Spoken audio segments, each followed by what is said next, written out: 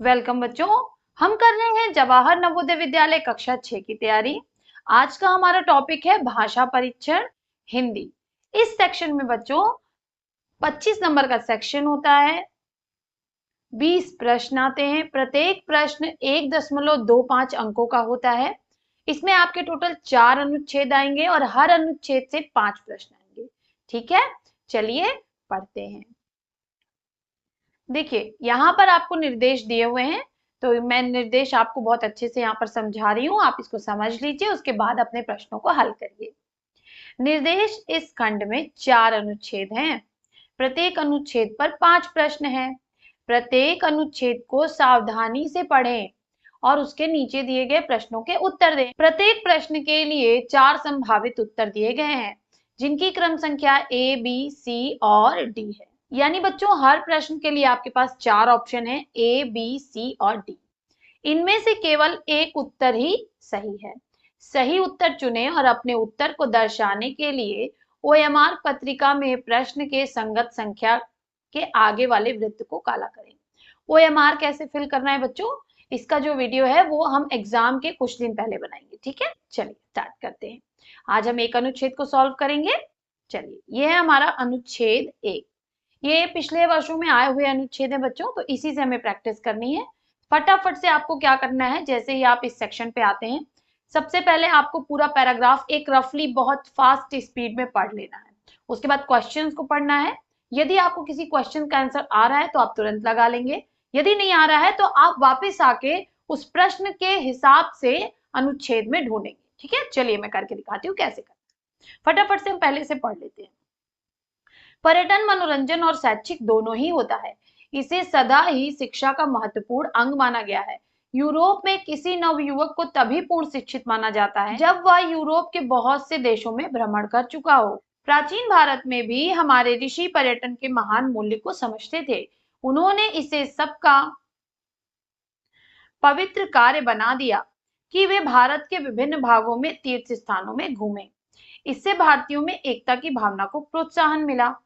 तो इस पैराग्राफ में कह क्या रहा है बच्चों, कह रहा है कि पर्यटन यानी घूमना मनोरंजक भी होता है और शैक्षिक भी होता है। इसे शुरू से ही शिक्षा के एक अंग के रूप में माना गया है। यूरोप में किसी भी जो नवयुवक है उसको तभी तक पूर्ण शिक्षित माना जाता है जब वह यूरोप के बहुत सारे देशों में घूम चुका हो। इसी तरह प्राचीन भारत में हमारे देश में घूमने के लिए क्या व्यवस्था की गई थी, तीर्थ स्थानों को बना दिया गया था। अब वैसे तो लोग घूमने जाते नहीं, तो क्या किया गया, तीर्थ स्थान बना दिए गए। तो तीर्थ के बहाने लोग घूमने जाते थे, एक दूसरे की संस्कृति से मिलते थे, जुलते थे, उससे हमारे देश में एकता बनी रहती थी। इस पैराग्राफ का जो मेन जो बच्चों सार है वो यही है। तो हमने सारा समझ लिया, अब हम फटाफट से प्रश्नों को पढ़ते हैं। यदि कोई वास्तविक शिक्षा पाना चाहे तो उसके लिए क्या करना महत्वपूर्ण है, अध्ययन, कार्य, पर्यटन या ध्यान। तो अभी हमने देखा कि क्या करना चाहिए उसको, पर्यटन करना चाहिए। तो राइट आंसर क्या हो जाएगा, ऑप्शन सी पर्यटन। नेक्स्ट, निम्नलिखित में कौन सा शब्द मनोरंजन का समानार्थी है। मनोरंजक मतलब कि जिसमें हमको मजा आता हो, है ना, फनफुल हो, तो उसका क्या होगा, शैक्षिक, मनभावन, थकाने वाला या दृश्यावलोकन। तो राइट आंसर क्या हो जाएगा बच्चों, ऑप्शन बी मनभावन। जो हमारे मन को भाएगा वही तो हमें मनोरंजन करेगा। नेक्स्ट क्वेश्चन कह रहा है, डैश स्थानों की यात्रा करना प्राचीन भारत में पवित्र समझा जाता था। तो अभी हमने बच्चों पढ़ा कि तीर्थ स्थानों की यात्रा करना पवित्र समझा जाता था। तो हम यहाँ पर टिक करेंगे ऑप्शन बी, ये सही हो जाएगा हमारा। ठीक है, चलिए नेक्स्ट पे चलते हैं।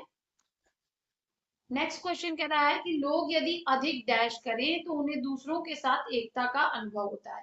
तो मान लीजिए यह प्रश्न आपको नहीं आ रहा है, ठीक है, अभी तो हमें आ रहा है, लेकिन मान लीजिए एग्जाम में नहीं आ रहा, तो हम क्या करेंगे, फटाफट से वापस पैराग्राफ पे जाएंगे। तो हमने क्या देखा कि यहाँ पे देखिए लिखा है कि उन्होंने प्राचीन भारत में ऋषि पर्यटन के महान मूल्य को समझते थे। उन्होंने इससे सबका पवित्र कार्य बना दिया। इससे भारतीयों में एकता की भावना को प्रोत्साहन मिला। यानी क्या, घूमना, पर्यटन। तो इसका राइट आंसर क्या हो जाएगा बच्चों हमारा, ऑप्शन ए पर्यटन। ठीक है, तो यदि लोग अधिक परिवर्तन करें तो उन्हें दूसरों के साथ एकता का अनुभव होता है। नेक्स्ट क्वेश्चन हमसे कह रहा है बच्चों कि ऋषि वह व्यक्ति है जो डैश हो। पुराने जमाने में जो ऋषि होते थे वह कौन होंगे। तो ऋषि क्या चतुर होंगे, चतुर तो हो सकते हैं, लेकिन चतुर का मतलब होता है कि ऐसा होशियार आदमी जो अपने फायदे के लिए सब कुछ काम करे। तो ऐसे तो होते नहीं थे। धूर्त का मतलब बेईमान, स्वतंत्र का मतलब कि जो फ्री हो हर चीज से, तो ऐसा तो है नहीं, उन्हें अनुशासन में रहना पड़ता था। तो हमारा राइट आंसर क्या हो जाएगा? ऑप्शन ए, विद्वान। ठीक है। विद्वान माने ज्ञानी, जिनको बहुत ज्यादा ज्ञान था। तो ऋषि ऐसे ही व्यक्ति थे जिनके पास बहुत सारा ज्ञान था। तो यहाँ पे बच्चों हमारा आज का पैराग्राफ समाप्त हुआ। फिर मिलेंगे नेक्स्ट वीडियो में कुछ और प्रश्नों के साथ। तब तक के लिए पढ़ते रहिए, नवोदय की तैयारी करते रहिए। अवश्य आपका सिलेक्शन होगा। बाय बाय बच्चों।